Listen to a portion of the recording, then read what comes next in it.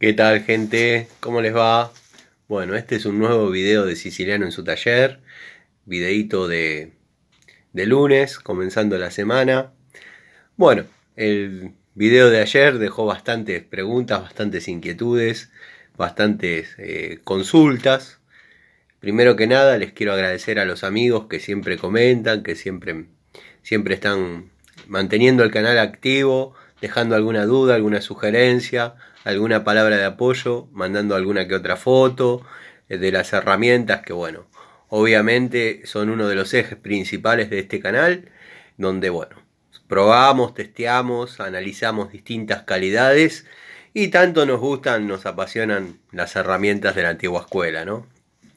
Pero bueno, volviendo al tema del video de ayer, la charlita de ayer, donde yo le contestaba a un suscriptor, uno de ustedes, que me comentaba sobre el roscado de los caños epoxi. Bueno, parece que había alguno que otro que también andaba con alguna duda. Bueno, sacando el amigo Miguel, que es una persona que conoce del oficio, y hizo un par de preguntas un poco más puntuales acerca de selladores anaeróbicos y ese tipo de cosas. Yo creo que te mencionás al cianocrilato. Mirá, no es barato, no es barato, sí sería efectivo y no está contemplado en el reglamento. O sea que por ende no conviene utilizarlo. Pero si no está en el reglamento se podría considerar que está permitido. No dice, se prohíbe el uso de selladores anaeróbicos. Pero bueno, ante la duda hay que poner siempre materiales aprobados que tengan el sol naciente en su envase y en lo posible tener los packaging o las cajas o lo que sea que certifique que armamos con eso al momento de la inspección. Aunque no lo creas, es así. Las cocinas, cuando no se pueden ver detrás de ellas, tenemos que tener la cajita del flexible Dinatécnica que hemos utilizado y bueno, el inspector se podría ver con la necesidad, con la sugerencia o con las ganas de decir, bueno, destápeme la cocina que lo quiero ver. Y bueno, mejor que esté conectado con el flexible Dinatécnica.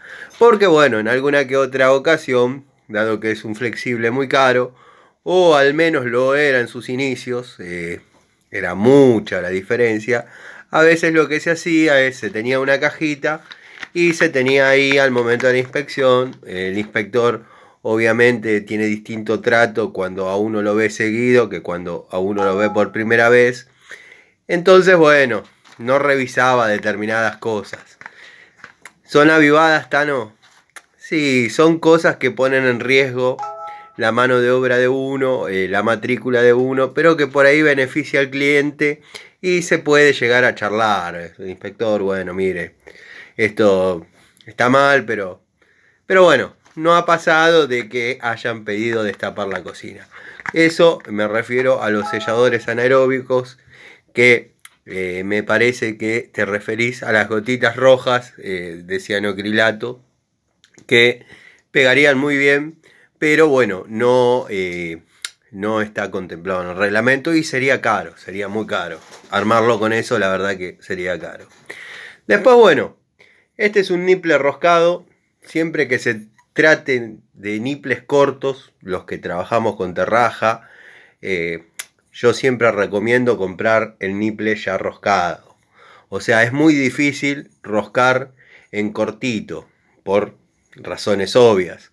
La terraja necesita unos centímetros como para trabajar, después necesitamos otros centímetros para que lo muerda la morsa y no gire y lastime toda la pintura epoxi. O sea que hacer un nipple de 10 centímetros con una terraja sería muy complicado. Y ni les cuento más corto. No.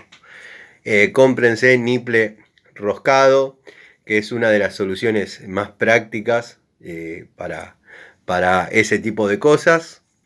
Lo que pueden hacer es, bueno, el armado, obviamente, no hablé mucho sobre eso porque eso es algo que habría que mostrarlo en un videíto, cómo se trabaja con las llaves. porque bueno, de eso depende mucho que no pierda. El ajuste debe ser, una vez que llega, un cuarto de vuelta más. Corremos el riesgo de que se hermanen las roscas. ¿Qué es que se hermanen las roscas, Tano? Que el codo llegue a tope de ajuste y quede apuntando para un lugar que no es el favorable para nosotros. ¿Y ahí qué hacemos, Tano? Bueno, ahí tenemos que empezar de nuevo. Desarmar, armar o ver si apretando un poquito más podemos hacer que llegue al lugar que necesitamos. Teniendo mucho cuidado que no vaya a girar y corte el sello del otro accesorio que venimos armando. Por eso el armado es muy complicado, no es para cualquiera. Pero bueno, tenemos la prueba de hermeticidad final que va a certificar todo lo que hayamos hecho, cosa que nos va a dar una tranquilidad absoluta. Después, como mencionás, Miguel, en el comentario, es muy acertado, yo no lo dije, pero generalmente yo le hago 2 pasaditas de terraja. Primero, en una hago la rosca. Hago la rosca, la saco, la vuelvo a pasar.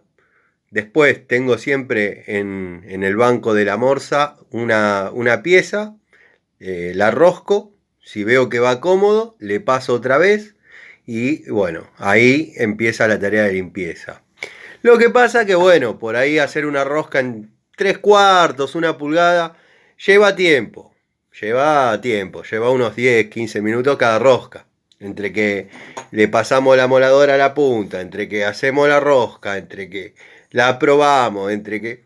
Lleva su tiempo. Yo me he pasado días haciendo roscas. Y bueno, distinto a la roscadora que bajamos un peine, lo corta, medimos, ponemos, pum, pum. Pero bueno, es así que va a ser. Son trabajos para desarrollar con determinado presupuesto. El roscado de las piezas es un tema. Bueno, otra de las cosas que me preguntaron es con qué tipo de llaves trabajo. Obviamente la 141, la 142, la línea Baco, que ya voy a hacer un video, estaba guardándome esa información, pero bueno, las tengo que mencionar dado que me preguntaron también. Y el muchacho este, que es el que se desencadenó el video, me dice, ¿qué me compro? Porque las Bacos son verdaderamente caras. Mirá, yo como segunda herramienta de ese tipo tengo las Robust, las de la línea Robust, que son verdaderamente buenas. Es más, las uso más que las Baco, sin lugar a dudas. Y no me han defraudado ninguna. La línea Robust, llave de caño o llave tipo sueca, como le llaman ellos, es espectacular. A mí me ha dado un resultado bárbaro. Tengo para 1 pulgada, 1,5 pulgadas y 2 pulgadas, que es una llave importante. Las chiquitas las tengo en la caja por los trabajos que estoy haciendo ahora, pero les voy a mostrar la grande. Bueno, la Robust es una llave de este tipo, o sea, esta es la grande, para 2 pulgadas, pesa, es una llave importante. Las Stilson también podrían cumplir la función de apretar lo que es la cañería de epoxi tranquilamente. Lo que sí, bueno, con esta corremos menos riesgos de que se marque la pintura y bueno, nada. Eso es otra cosa que no dije, que también está bueno aclarar. Se debe pintar con pintura epoxi todas las uniones, 10 centímetros posteriores a la unión, 10 centímetros posteriores a la otra unión y todas las marcas que hayamos hecho con el ajuste de las llaves o con la morsa. Se pinta y se pinta y se pinta hasta igualar el espesor de la pintura epoxi que trae el caño. O sea, no que le hacemos una manchita de pintura y ya está, no. Hay que hacer un trabajo bien desarrollado. Todas esas cosas en la inspección se miran. Bueno, otra de las cosas que dije, que muchos no lo pueden creer y me han incluso hecho chistes, y yo dije, bueno, pobre persona, no entiende, no es lo de él. Los materiales de Sigas, los caños, tienen vencimiento. O sea, tiene que estar instalado antes de una determinada fecha, porque después no se puede presentar, porque todo va volcado en lo que se llama memoria descriptiva de la instalación. Y bueno, corresponde a cada caño un número de lote, un número de matrícula, un número de vencimiento, una fecha de vencimiento, y si esa fecha está superada, el caño se venció. O sea que una vez que el inspector lo aprueba, dura 50 años más. Y si el inspector no lo aprobara también, pero hay que presentarlo por cuestiones de seguridad sobre la calidad del producto, hay que presentarlo antes de determinada fecha. Por eso, para los clientes que quieren trabajos en termofusión, yo lo que les sugiero es que los caños los compren a lo último. No así el epoxi, que puede correr otra suerte, por ahí los tienen en el patio tirados, y bueno, el caño se empieza a llenar de tierra, se empieza a llenar de agua. Otra de las cosas que les sugiero es que cuando hagan un niple siempre tengan la precaución de mirar para el otro lado, porque me ha pasado que han tenido tapones de tierra o bueno, alguna que otra piedrita, y eso a la larga termina complicando. Quizás no en el funcionamiento porque el gas pasa y bueno, pero si se llena con tierra se tapa en serio, si es poca la cantidad, por ahí el flujo de gas es bueno, pero termina tapando los picos, los inyectores de los artefactos. O sea, hay que tener muchos factores en cuenta al momento de ejecutar una instalación de gas. Por ejemplo, en las entradas de autos o en los garajes, el caño debe viajar a 60 centímetros del nivel piso terminado. O sea, cuando crucemos con un caño por una entrada de autos, el caño debe estar a 60 centímetros. O sea, y también tiene que estar pintado, o sea que tenemos que hacer todo eso afuera, en caso que podamos, y después meter el caño dentro de la canaleta. Si no podemos hacer eso, tenemos que trabajar dentro de la zanja. Ahí es donde se vienen los riesgos de las pérdidas, porque estamos trabajando incómodos en medio de la tierra y bla, bla, bla, bla, bla. Pero bueno, eso es para cerrar un poquito el tema gas, que por ahí me faltaban algunos detalles, que bueno, me gustaba aclararlos, y por el comentario del amigo Miguel me surgió la oportunidad de hacerlo. Pasándolo en limpio, selladores anaeróbicos, es caro, no por una cuestión de que no sea efectivo, sino por una cuestión económica. No se utiliza demasiado y no está contemplado en el reglamento. Estamos con un reglamento del año 60, con algunos apartados para el tema de termofusión, pero sigue siendo en esencia lo mismo. Así que bueno, todavía no hay actualizaciones de algunas cosas. Siempre ante la duda, guárdense el packaging donde consta que verdaderamente está aprobado por la entidad que corresponde, y bueno, tienen cómo objetar en caso de que digan algo.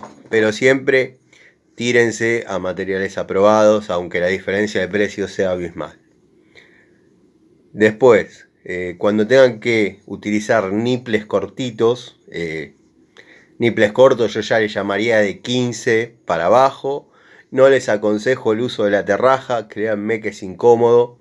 O sea, ponerlo en la morsa y roscar en tan cortito, se termina pelando mal. Mantengan siempre la limpieza y nada, utilicen siempre al momento de pasar la moladora, que este es un dato obvio, tonto, pero nunca está de más decirlo, utilicen antiparras. Miren que más de una vez he terminado en la glaze por no ponerme la antiparra. Parece una pavada, pero el antiparra tiene que estar. Yo sé que se van a cansar de por ahí en un momento de tanto poner y sacar. Dicen, ya fue.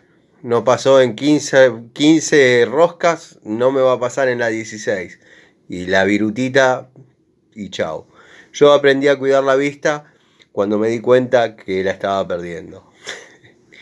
Yo hoy en día no agarro la moladora si no me pongo la antiparra. Ya sea para mampostería, ya sea para un fierro, ya sea para cortar un alambre. Puede pasar, sí, puede pasar un accidente. Pero bueno, más de una vez yo terminé en la Glaze ahí. Y es increíble el dolor y la molestia y el daño que hace. Y cuando lo sacan es pero microscópica la chispita. Microscópica, pero arruina la vida. Bueno, eso era más o menos para cerrar el tema gas. Cualquier otra duda, cualquier otra sugerencia, reabrimos y comentamos. No hay ningún problema. Se aceptan críticas, sugerencias. Si están en desacuerdo con algo, lo pueden volcar en los comentarios, no hay ningún problema. O bueno, se comunican a través de mis redes, Siciliano Ilac o a Siciliano en su taller. Y ahí podemos intercambiar opiniones, charlar. Bueno, como hacemos siempre con todos los amigos que, como cuento, me mandan fotos de herramientas que van consiguiendo, cosas espectaculares. Yo tengo para mostrarles, que voy a tratar de hacerlo ahora, un jueguito de tubos de encastre 1/4 que es de calidad genérica, pero créanme que es verdaderamente bueno. Si no pudiese mostrarlo ahora por una cuestión de que no puedo dar vuelta a la cámara en el celular, eh, lo voy a dejar en otro videíto aparte. Pero bueno, la esencia de este video era, o de esta charlita, mostrarles el jueguito de tubos. Vamos a ver, por ahí no queda tan desprolijo y se los muestro ahora. Verdaderamente muy interesante. Calidad genérica y creo que no debería faltar en ningún taller.